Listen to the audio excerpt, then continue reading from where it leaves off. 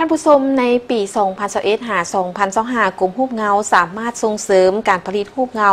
และออกหนังสืออนุญาตผ่านบทรูปเงาให้บุคคลนิติบุคคลองค์การจัดตั้งทั้งภายในและต่างประเทศจำนวน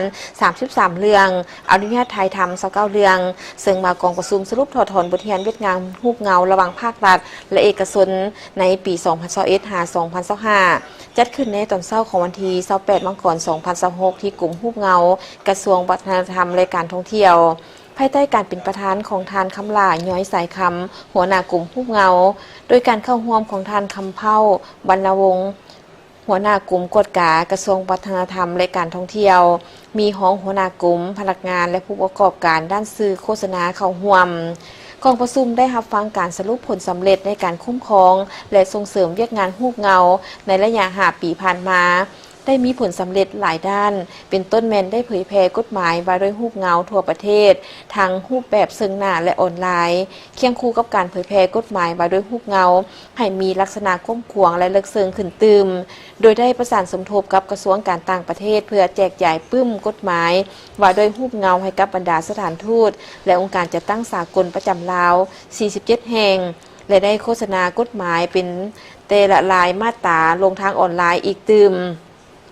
เป็นต้นแมนผ่านทางเว็บไซต์ของกลุ่มรูปเงา YouTube และ Facebook พิเศษมาได้สำเร็จการจัดฝึกอบรมเวียกงานคุ้มครองรูปเงาให้แก่พนักงานแขนงการแถลงข่าววัฒนธรรมและท่องเที่ยวทั่วประเทศครั้งที่1ในปี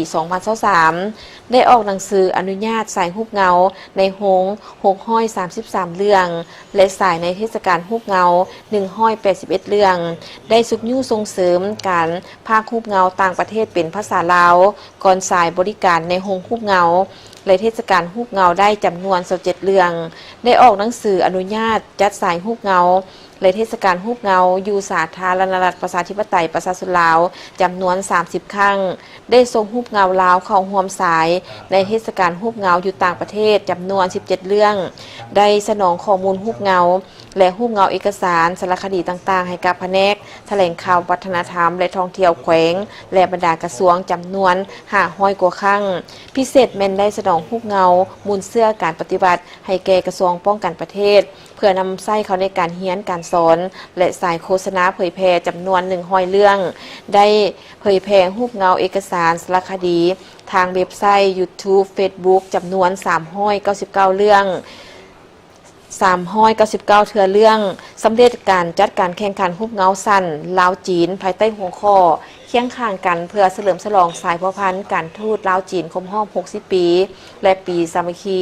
และปีมิตรภาพลาวจีนจัดการแข่งขันรูปเงาสั้นต้านข่าวลวงข่าวปลอมในโอกาสการเผยแพร่ในโอกาสการแพร่ระบาดของพยาธิโควิด -19 สำเร็จการเป็นเจ้าภาพร่วมกับคณะกรรมาการรูปเงาบูซานจะฝึกอบรมนักสร้างรูปเงาสาวหนุ่มอาเซียนเกาหลีที่นครพร้อมทั้งเข้าร่วมสัปดาห์รูปเงาสากลแม่น้ำของแม่น้ำลันสร้างครั้งที่5ที่6และครั้งที่7ด้านการส่งเสริมการผลิตรูปเงาได้ออกหนังสืออนุญาตผ่านบทรูปเงาให้บุคคลนิติบุคคลองค์การจัดตั้งทางภายในและต่างประเทศได้ทั้งหมดจำนวน33 เรื่องอนุญาตไทยทำ29 เรื่องและด้านอื่นๆมีผลสำเร็จพร้อมนี้กองประชุมได้วางทิศทางแผนการในการคุ้มครองและส่งเสริมเวียกงานรูปเงาปี 2026 และประกอบคำคิดคำเห็นเข้าใส่บทรายงานก็คือทิศทางแผนการในตนาตื่มอีก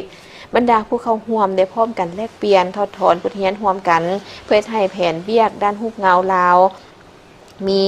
มีการพัฒนาดีขึ้นโอกาสนี้ได้มีพิธีมอบภาพไปย่องยอ